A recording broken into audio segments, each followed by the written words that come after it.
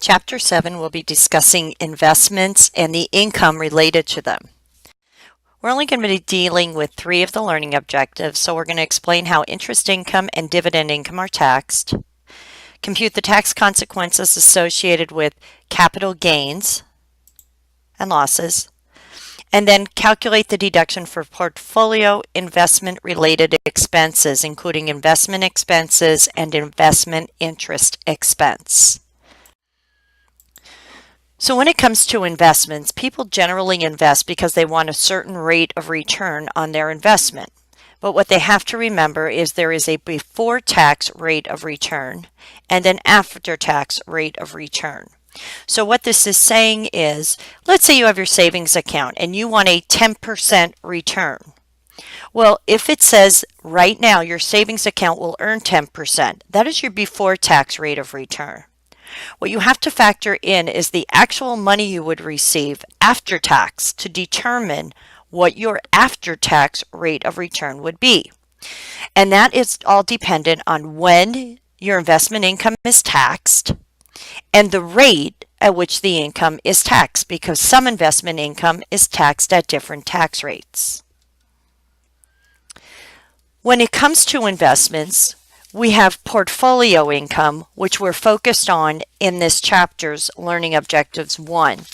Passive income and losses will be discussed in a future lesson.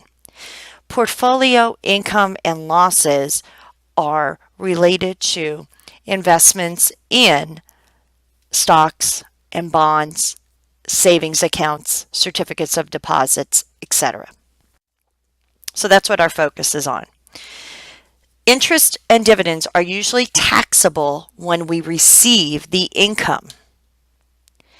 Interest could be on bonds.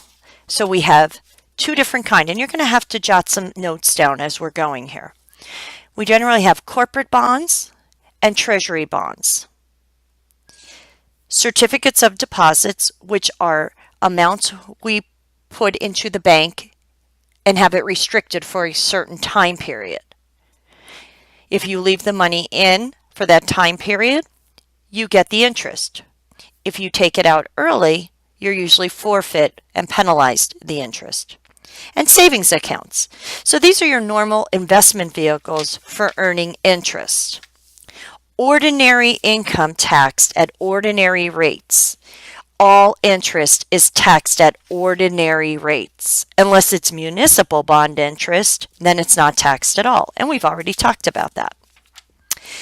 Interest from U.S. Treasury bonds are not taxed by the states, but it is taxed for federal purposes.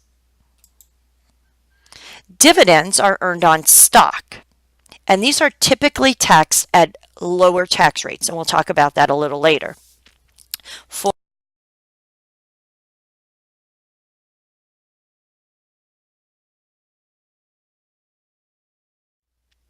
Let's look at corporate and U.S. Treasury bonds and notes this would apply to in a little more detail. When it comes to these bonds, we're looking at ones that have what we call a stated rate of interest and are being sold at a discount. Let's just back up a second. Remember what a bond is.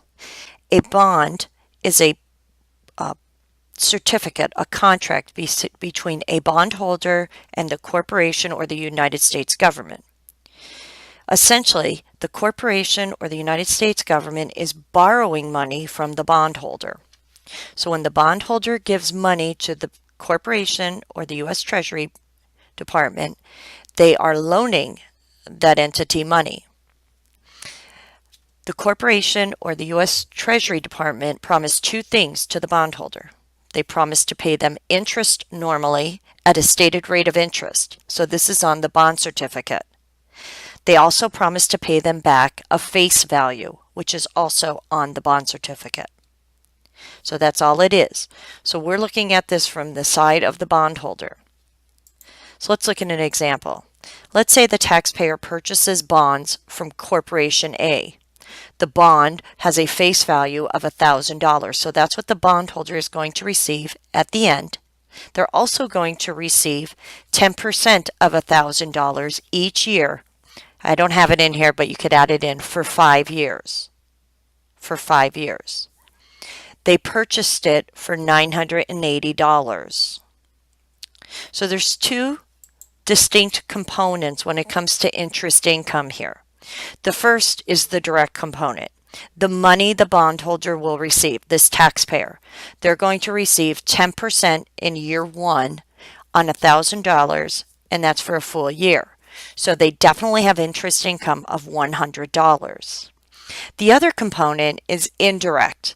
Because this bondholder paid less, they only paid $980 today, and in 5 years they're going to get $1,000, there's another component of interest. And to keep it simple, this is how we would calculate it. We would take the 1,000 minus 980, so the difference, how much less did they pay for it? That's the discount, $20. And then we would recognize interest income each year over the 5 years.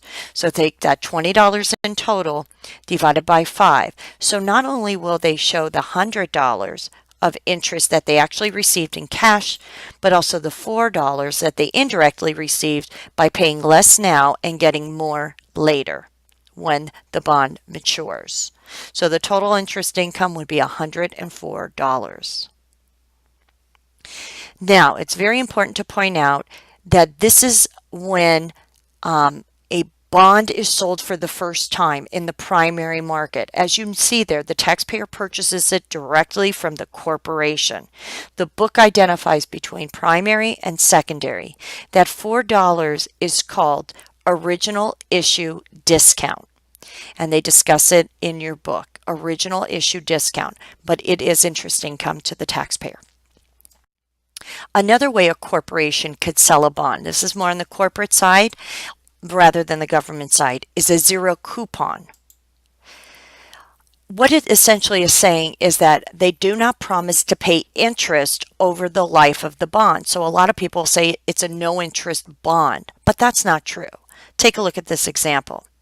Taxpayer purchases zero coupon bond today for $890, and you could put this in there, it's direct from the corporation. So this is the first time the bond is being sold. The face value is $1,000. So essentially the taxpayer paid $890 today to get $1,000 in 5 years.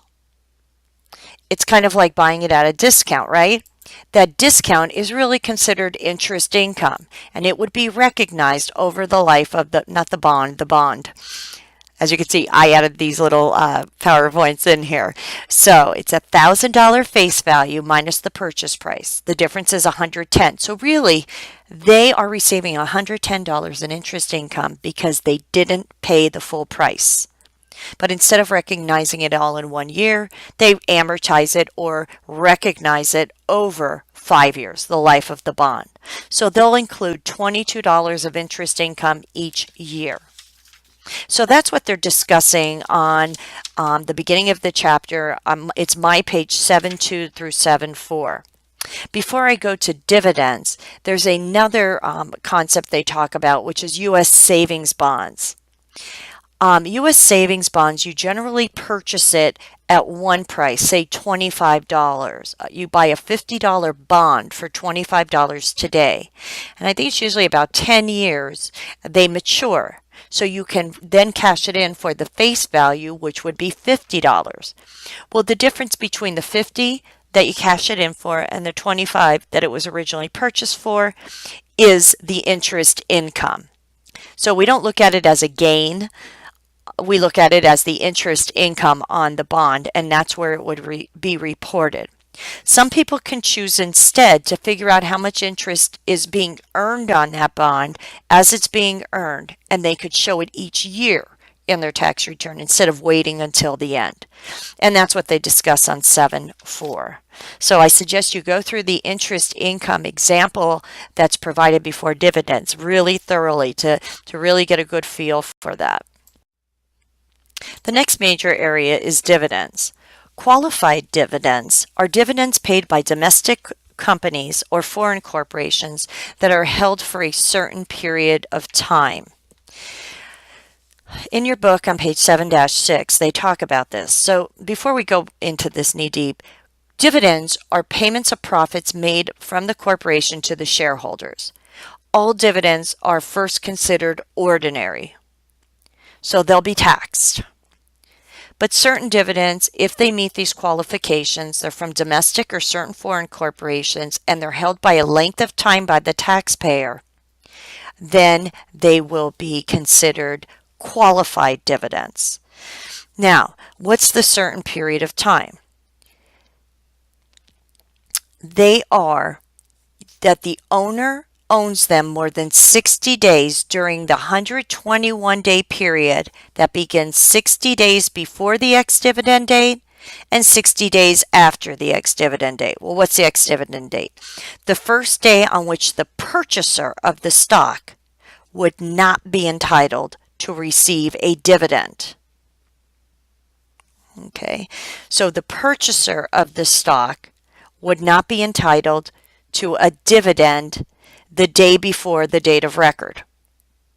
Okay, so when you're buying stock, there's the date of record. If you own the stock on the date of record, when a dividend is declared, you get that dividend. So we look and say, what was the first day that they couldn't own the stock? Well, it's the day before the date of record. So we go 60 days backwards, 60 days forward. The person owning the stock and receiving the dividend had to have owned it for at least 60 days during that 121-day period. And that's what that chart means. If they do, it's a qualified dividend. Now, if you're in the 10 or 15% bracket, you do not pay any tax on qualified dividends. If you're in the 25%, 28%, 33 or 35%, you pay a 15% tax on qualified dividends. And if you're in the 39.6%, you pay a 20% tax. Now, remember we talked about portfolio income and before tax return and after tax returns. What would be the after-tax rate of return assuming an 8% before-tax rate of return? Well, assuming the person's qualified dividends are being taxed at 15%, we would take the before-tax rate of return times 1 minus the tax rate and multiply that out, and you would get 6.8%. So that's the true after-tax rate of return on that investment. That's how you would determine that. And you would do the same with interest. Remember, non-qualified dividends are taxed at normal ordinary rates. So all dividends are considered ordinary dividends unless they meet these requirements. So that is interest and dividends. Now let's talk about capital gains and losses. These result usually from investments that are held for appreciation potential. Stocks, land is considered a capital asset, mutual funds, and collectibles, maybe precious metals, gun collections, coin collections, things of that nature. Bonds are also included there. When it comes to investments held for appreciation potential, while that property is appreciating, there's no tax on that appreciation. If it's held long term, then any kind of gain is usually taxed at preferential rates. Capital losses have special loss rules, and we've talked a little bit about this already. So these types of investments are generally investments in capital assets. Remember, the tax code does not define capital assets. They're defined by exception. So they tell you what capital assets aren't. And so if your asset is not one of those items, then it is a capital asset. The bottom of page 7-7 though gives a great, many examples there. Artwork, corporate stock, bonds, your personal residence, even your iPhone are capital assets. So a capital asset is any asset other than one used in a trade or business, an account or note receivable in business, or inventory. Because those are all business assets. They're not considered in this capital asset method. A sale of a capital asset generates capital gains and losses. Now, you can remove your asset by specific identification. So if you own 100 shares of Facebook stock and you sell 100 shares of Facebook stock, then you can remove it all at once. But what if you bought 10 shares of Facebook stock one year, 20 another year, 30 another year? Which ones do you remove first? Which ones are considered sold? And you can use a FIFO method. You could assume the first investments you purchased were the first ones sold and remove them that way. Remember how to calculate a gain. We take amount realized, so that's the selling price of the stock minus selling expenses like the commission of the broker, and subtract the tax basis. That will result in, if it's positive, a gain. You sold it for more than its tax basis. If it's negative, a loss. If you have held that capital asset for more than a year, it's considered a long-term asset. If you held it for a year or less, short-term, and that's very important. When you have net short-term capital gains, they are taxed at normal tax rates. Generally, net capital gains, net long-term gains, so gains on long-term capital assets greater than net short-term capital losses are taxed at preferential rates, like qualified dividends. So take a piece of paper. I don't have a slide, but just to show you this off to the side, you could write these numbers down. Let's say you sold 2 stocks. Here's your first stock. You bought it July 1st, 2017 for $1,000. You sold it 9/1 of 17 for $500. That results in a $500 short-term capital loss. You only held it for a couple months, and you sold it for more than you bought it at. Here's your second stock. This stock you bought in 1989 for $2,000. You sell it on June 30th, 2017 for $5,000.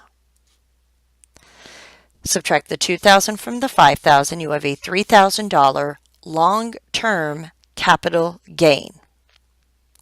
We don't put on our tax return a $3,000 long-term capital gain and subtract a $500 right on the tax return. No. Since our long-term and our short-term have opposite signs, one's a negative, one's a positive, we net those two together. We net those two together, and the result is a positive $2,500, and it'll take the character of the long-term because the result is a capital gain. So it's a long-term capital gain of $2,500. If you're in the 0 or 10% bracket, you don't pay any income tax on that $2,500 gain. However, if you're in the 25, 28, 33, or 35%, 15% tax on that $2,500. 39.6, you're paying 20%. Okay, so that's what they're talking about there. In future chapters, we'll talk about those other 2 bullets. What if instead you result in a capital loss? So let's switch this around. Let's say that first sale of stock results in a short-term capital loss. Instead of $500, it results in a capital loss of $7,000. So just jot that down. You have a short-term capital loss of $7,000, and you have a long-term capital gain the same year of $3,000. Well, the long-term and the short-term have opposite signs. Net them together. You'll overall have a $4,000 short-term capital loss. Can you take all $4,000 on your tax return? And the answer is no. You can only take $3,000 of capital loss in excess of gain up to $3,000 in a year. So of that $4,000 net capital loss, only $3,000 of it can be taken in the current year. The other $1,000 will be carried over into the next year. Now, we need to discuss, we know how to net some stuff together, but there are steps involved in taxes for netting capital gains and losses together. And it's a 7-step process. First, you should determine all your short-term capital gains and losses and net them together. So combine all of your short-term gains and losses, net them together. You should separate your long-term capital gains and losses into their special groups if you have them. In this chapter, we're generally going to have one, and that's your zero. It's either not going to be taxed, it's going to be taxed at 15%, it's going to be taxed at 20%. But if you have ones that fall into the other groups that were discussed in those other 2 bullet points, you would net those items together in each separate group. Step 3. This provides guidance on how to net the combined long-term gains and losses from each group. So if you do have a group in the 0, 15, or 20%, you do have a group in the 25%, or you do have a group in the 28%, step 3 would give you guidance on how to net them.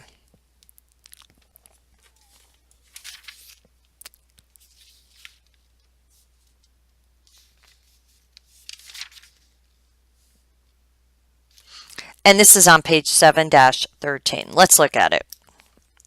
On step 3, if none of the long-term group from step 2 nets to a gain, transfer the net loss in the 0, 15, 20% rate group to the 28% rate group. So everything goes over to the 28% group if it's an overall loss. And then go to step 4.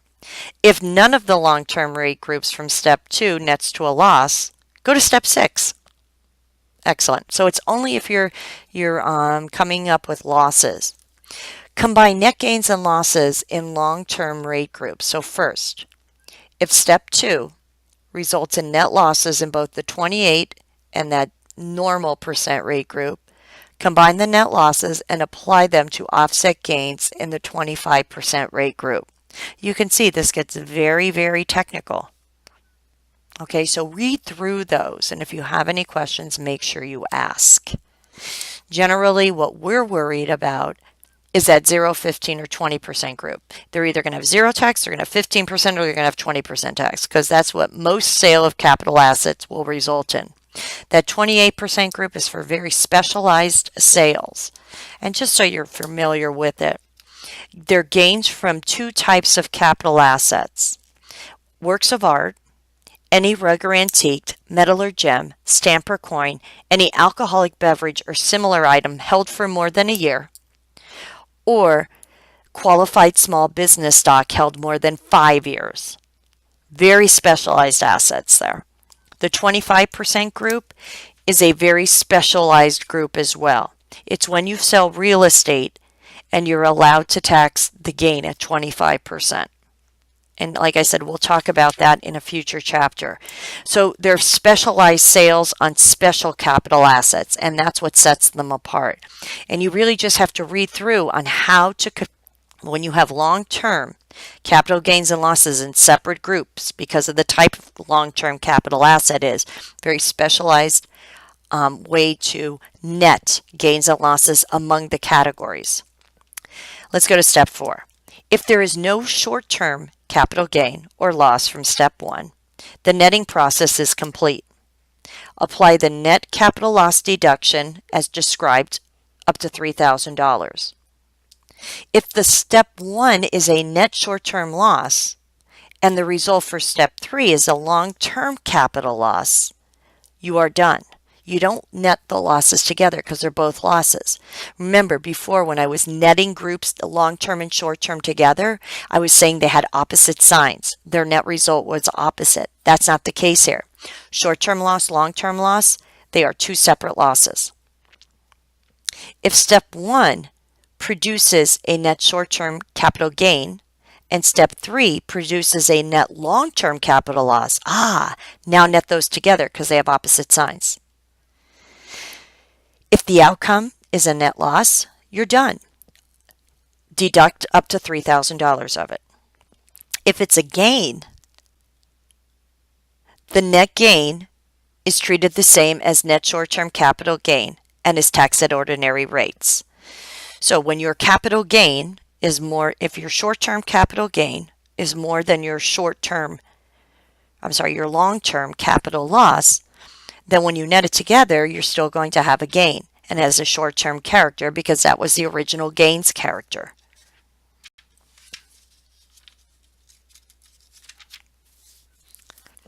In step 6, if there's no short-term capital gain or loss from step 1, the netting process is complete. You either have a tax on the long-term capital gain remaining in each group at their respective tax rates. If step 1's outcome is a net short-term capital loss and step 3 results in a net gain, you will use your short-term capital loss to offset the gain in any 28% rate group long-term capital gain if you have one, then 25%, and then the 0, 15, or 20% group. So there's a step that you will go through in reducing capital gain. And that's only if your long-term capital gain, you have 3 separate groups. One taxed at 28%, one taxed at 128% because it was art you sold, one being taxed at 25% because it was real estate you sold in your business, or one being taxed at 0, 15, or 20% because it was stock. And that was the order that you would offset. So any gain in the 28% group would be eliminated first, then the 25%, and then that last group, if you have all 3. In step 7, if step 1 produces a net short-term capital gain and 3 produces a net long-term capital gain, then you have 2 separate capital gains, one short-term being taxed at ordinary rates and one long-term being taxed at special rates. So generally, the way you could generally look at this is that when you net together your short-term gains and losses and your long-term gains and losses by category, if the signs are different, you combine them and net those 2 together. If they're the same, you'll have a net short-term capital loss, you'll have a net long-term capital loss, you'll have a net short-term capital gain, net long-term capital gain. The complexity comes in that long-term category if you have 3 different properties in 3 different tax groups because of the nature of the item you sold. So I encourage you to go through the example on page 714 to 715 to really get a good feel, and even into 716, to get a good feel for how these netting procedures work. Let's look at an example though. Ferdinand has the following gains and losses. Short-term capital gain 13, short-term capital loss 8, long-term capital gain, we're assuming it's a normal one, no special 28 or 25% bracket. Now long-term capital loss 12 grand. What is the amount in character of Ferdinand's gain or loss for the year? Well, first, net the short-term items together. Overall, you have a net short-term capital gain of 5 grand. Net the long-term losses by groups. Well, these were all in one group. It's an overall net long-term loss of 9,000. Step 3A is done. Go to step 4. Step 4 says continue to 5, and now you're at 5 because step 1 results in a net short-term gain and 2 results in a long-term loss. So they're opposite signs. We net those 2 together, and there's only one type of long-term loss here. So overall, there's a $4,000 long-term capital loss. $3,000 of it will be deducted on the tax return. The remaining $1,000 loss will carry forward and retain its long-term capital loss character.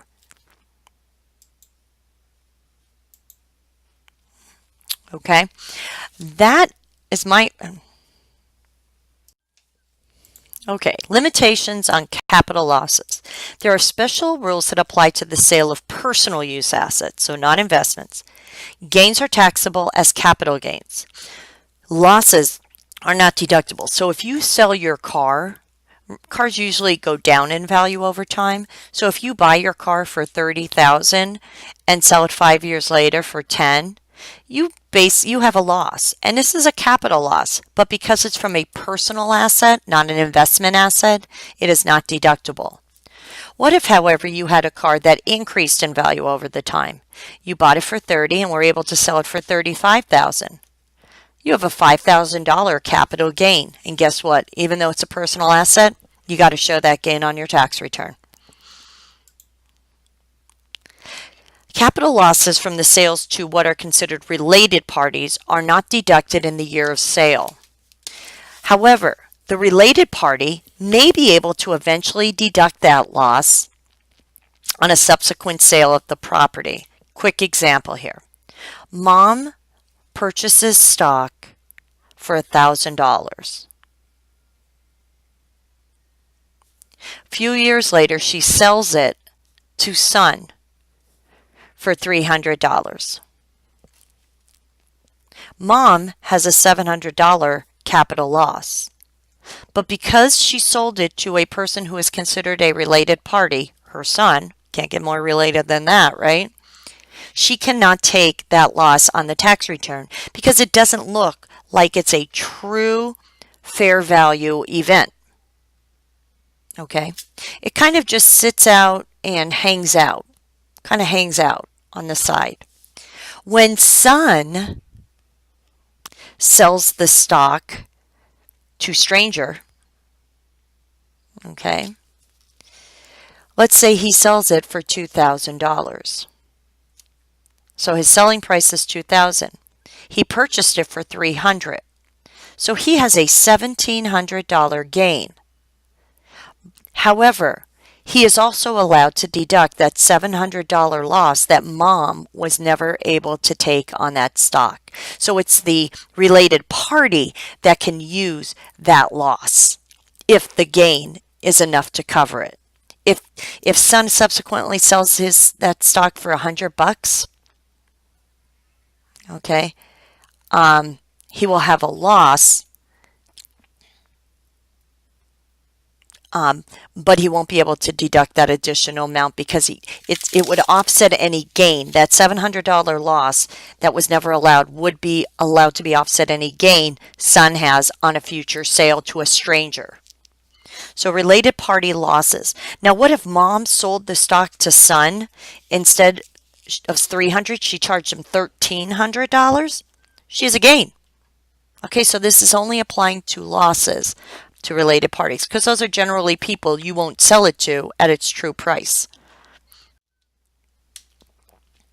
Another limitation for capital loss is on something called a wash sale.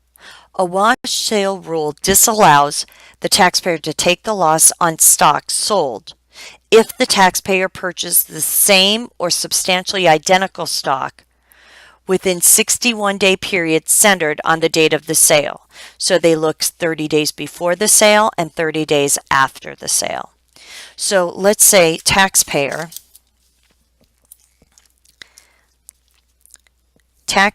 purchases stock B for $1,000 on July 1. He also sells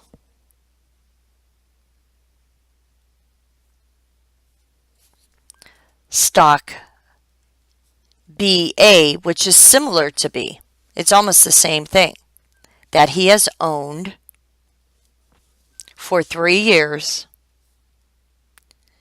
for $500. He originally purchased it for $700. Okay, so taxpayer purchases stock B for $1,000 on July 1. Let's say on July 15th, he sells stock BA, which is almost the same exact stock as B. He purchased it 3 years ago for $500. I'm sorry, he sold it for $500. He owned it 3 years. He sold it for $500. He originally purchased it for $700. So we're trying to decide, is that sale of stock being sold at a gain or a loss. Well, he sold it for 5, bought it at 7, so he sold it for a loss. But the wash rules say, okay, look 30 days ahead from the sale on July 15th, so that's around August 14th, and 30 days before July 15th, which is around June 15th. Has he bought the same or substantially identical stock? And if the answer is yes, between June 15th and August 14th, he cannot recognize that loss. And it's true here. He bought identical stock on July 1 during that time period, so the wash sale disallows this loss.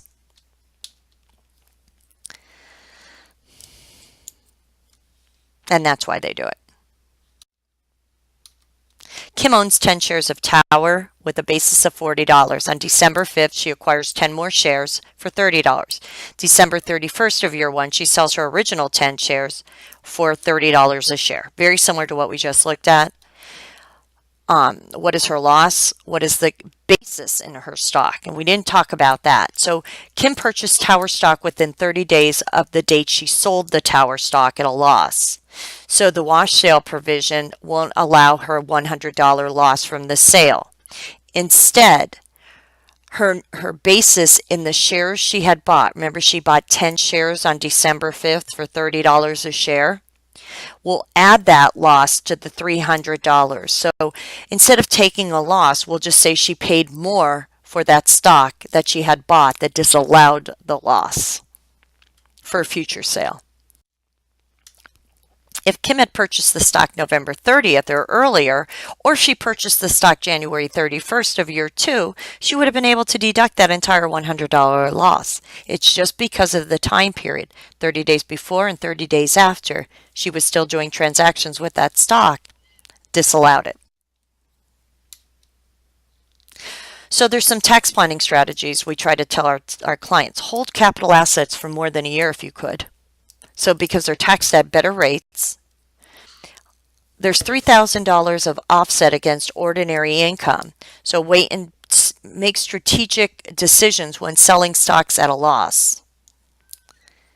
Okay, so you have to balance tax with non-tax factors, of course, because you've got to watch the market. But if you can, try to put yourself in the best tax position. When it comes to investment interest expense. Investment expenses, so expenses other than interest that are paid to generate investment income, right off the top, these are not deductible. They used to be, but they're not anymore. So not deductible. But what about interest expense related to investments? When does this happen? Well, if you take a loan to buy, say, stock or bonds or an investment, the interest you pay on the loan because you use the proceeds to buy an investment is called investment interest expense. It is deductible in a special area called itemized deductions. We're a little familiar with them. We'll talk about them more in the coming chapter. They're limited, though. The amount you can deduct as investment interest expense is limited in a tax year to your investment income. Now, if your investment interest expense is more than your investment income for that year, the good news is you can carry over. So you can try to deduct it next year in accordance with the same rule. Let's take a look at a little example here that's in our book. On page 7-25, during the year Courtney recognizes income from investments. She has $3,000 of qualified dividends and $500 of taxable income. So remember, income from investments are what we're looking at. What is Courtney's investment income? Well, $500. The taxable interest is included and the qualified dividends are excluded because they are taxed at a preferential rate. So we got to be careful of that. But if you have ordinary dividends that are not considered qualified, they would be considered part of net investment income. So it's the interest expense related to net investment income, or that dollar amount that is deductible in the current year as an itemized deduction. Okay, so that ends our discussion of the first 3 learning objectives in Chapter 7.